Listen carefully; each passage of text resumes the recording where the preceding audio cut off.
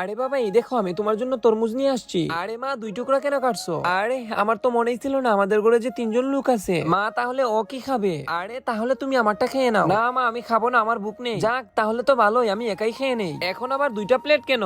আরে আমার স্মৃতিশক্তি অনেক খারাপ হয়ে গেছে, আমি তো ভাবছি বউ বাহিরে খেয়ে আসবে। মা যদি আমি ঘরে না থাকি তাহলে খাবার কেন বানিয়েছো? জয়া চলো আজকে আমরা রেস্টুরেন্টে খাবার খাবো। আরে বাবা তুমি কই যাচ্ছ? মা আমার তো আপনার কথা মনেই ছিল না। কোনো প্রবলেম নেই, দাঁড়াও আমি কাপড় পরে আসতেছি। মা তোমার তো শরীরের অবস্থা খারাপ, তুমি ঘরে থাকো। আরে আমি যেতে পারবো, আমাকে নিয়ে যাও। না মা আমরা চলে গেলাম। জয়া এই নাও, এই ফুল তোমার জন্য। আমার জন্য নিয়ে আসোনি? আমি তো ভুলেই গেছিলাম, আমি তো ভাবছি আপনি হয়তো ঘুরতে গেছেন। আচ্ছা এই নিন, আমারটা খেয়ে নিন। এটা আমার সামনে থেকে সরাও। বাবা আজকে কি বানিয়েছো? আমার তো অনেক বুক লেগেছে। তার আগে বলো তোমার কাছে টাকা বেশি প্রিয় নাকি মা? যদি মা হয়ে থাকে তাহলে ভিডিওটিতে লাইক দিয়ে চ্যানেলটি সাবস্ক্রাইব করে কমেন্টে তোমার সুন্দর নামটি লিখে যাও। লাল মরিচের ভুনা বানিয়েছি, খানা বানানোর পরে আমাকে ডাক দিও। মা খাবার খেতে চলে আসো। আরে সব শেষ করার পরে আমাকে কেন ডাকছো? আরে মা আমি তো ভুলেই গেছিলাম, তুই আমার ছেলে হয়েও আমার সাথে এরকম করলি। আরে মা আমি এটা ইচ্ছা করে করিনি, তুমি তো জয়ের সাথে এরকম করো, তাই আমি তোমাকে এটা বুঝাতে চেয়েছি এরকম করলে কেমন লাগে।